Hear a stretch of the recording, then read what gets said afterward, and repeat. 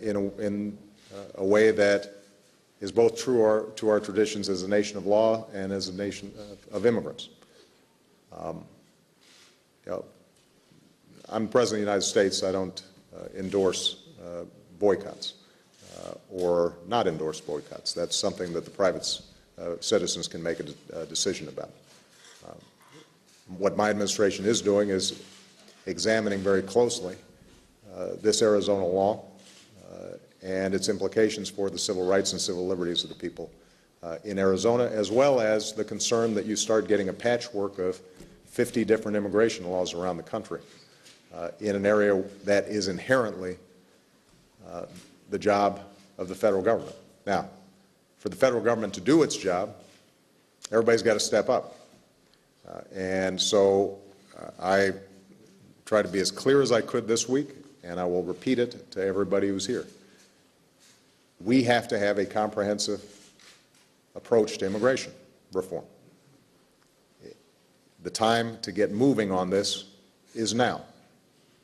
And I am prepared to work with both parties and members of Congress to get a bill that does a good job securing our borders, holds employers accountable, makes sure that those who have come here illegally have to pay a fine, pay back taxes, learn English, pay back taxes, learn English, and get right by the law. We have the opportunity to do that. We've gotten a vote of a supermajority in the Senate just 4 years ago. There's no reason why we shouldn't be able to recreate that bipartisan spirit to get this problem solved. Now, with respect to the National Guardsmen and women, I have authorized up to 1,200 National Guard persons in a plan that was actually shaped last year. So this is not simply in response to the Arizona law.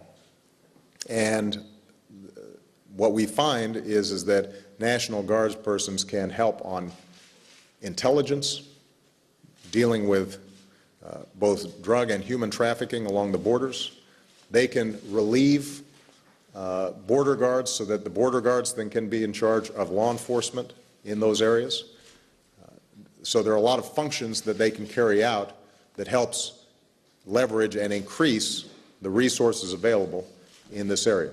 By the way, we didn't just send National Guard. We've also got a package of $500 million in additional resources because, for example, if we are doing a better job dealing with trafficking along the border, we've also got to make sure that we've got prosecutors down there who can prosecute those cases. But the key point I want to emphasize to you is that I don't see these issues in isolation. We're not going to solve the problem just solely as a consequence of sending National Guard troops down there.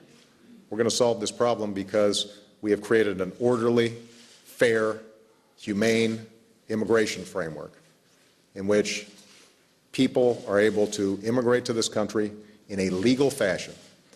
Employers are held accountable for hiring legally present workers. And I think we can craft that system if everybody's willing to step up. And I told the Republican caucus when I met with them this week, I don't even need you to meet me halfway, meet me a quarter of the way. I'll bring in the majority of Democrats to a smart, sensible, comprehensive immigration reform bill. But I'm going to have some help given the rules of the Senate where a simple majority is not enough. Okay. Last question. Major. Thank you, Mr. President. Good afternoon. Good afternoon. Two issues. Some in your government have said the federal government's boot is on the neck of BP. Are you comfortable with that imagery, sir? Is your boot on the neck of BP? And can you understand, sir, why some in the Gulf who feel besieged by this oil spill consider that a meaningless, possibly ludicrous metaphor? Secondarily, can you tell the American public, sir, what your White House did or did not offer Congressman Sestak to not enter the Democratic senatorial primary? And how will you meet your levels of expressed transparency and ethics to convey that answer to satisfy what appear to be bipartisan calls for greater disclosure about that matter? There will be an official response shortly on the Sestak issue. which I hope will answer your questions.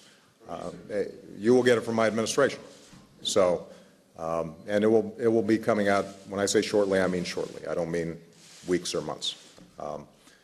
With respect to the first, I can assure the public that nothing improper took place.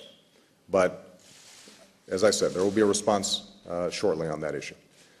With respect to the metaphor that was used, I think Ken Salazar would probably be the first one to admit that he has been frustrated, angry, and occasionally emotional about this issue, like a lot of people have. There are a lot of folks out there who see what's happening and are angry at BP, are frustrated that it hasn't stopped. And so, I'll let Ken answer for himself. I would say that, we don't need to use language like that. What we need is actions that make sure that BP is being held accountable.